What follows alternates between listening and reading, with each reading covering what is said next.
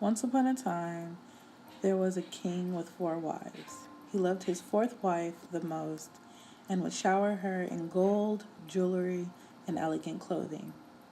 He took great care of her and gave her nothing but the best. He also loved his third wife very much and was very proud to have her by his side. Because she was so beautiful, he would always show her off to his friends in neighboring kingdoms. However, the king was always in fear that she would run away with someone else. He too loved his second wife. She has always been there for him in times of need. She was always very kind and considerate. When the king had a problem, he would confide in her and she would help him get through the difficult times. The first wife was the most loyal and patient of all the wives and loved the king deeply. Although devoted to the king, he no longer loved her as much as he used to. He treated her well enough, but hardly took much notice of her.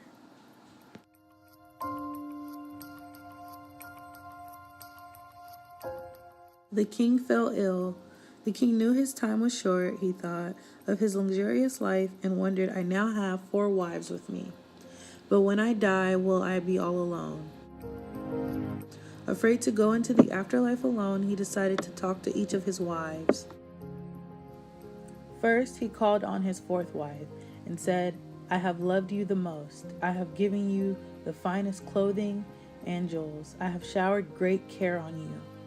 Now that I am dying, will you die with me and accompany me to the afterlife?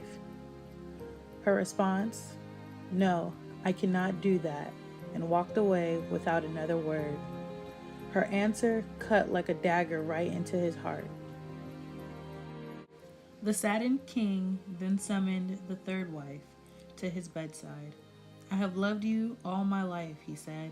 Now that I am dying, will you die with me and accompany me to the afterlife? The third wife replied, no, I love my life too much, and when you die, I would like to remarry. His heart sank. Betrayed by his third wife's reply, he called on his second wife. I have always turned to you for help, and you've always been there for me. Now that I am dying, will you die with me and accompany me to the afterlife? I'm sorry, I can't help you out this time, replied the second wife. At the very most, I can only send you to your grave. This crushed the king. In the dead of silence, a voice called out and said, I'll leave with you and follow you wherever you go, even if it is the afterlife. The king looked up, and it was his first wife. Feeling embarrassed and ashamed of his actions toward her, he said, I'm sorry, I should have taken better care of you and shown you more attention when I was alive. The moral of this story is that we all have 4 wives. Our fourth wife is our body. We love to decorate it with nice jewelry and nice clothing, but in the end, it can't follow us to the afterlife. The third wife represents our status, wealth, and possessions. We spend so much time trying to gather our wealth, our status, and possessions, but in the end, they cannot follow us to the afterlife. They will be given to other people and divided. The second wife represents our family and friends.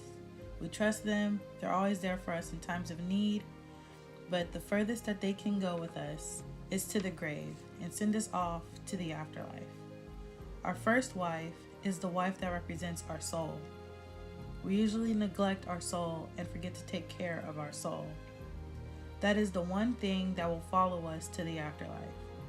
So take care of your body, keep it healthy, enjoy your possessions, your wealth, and your status, and the comfort that they provide. Cherish your family and your friends for the love that they provide. But don't forget to take care of your soul. Nourish your soul. Take time to be alone. Take time to meditate. Take time to pray. Because it is the source of all your life and your most faithful friend.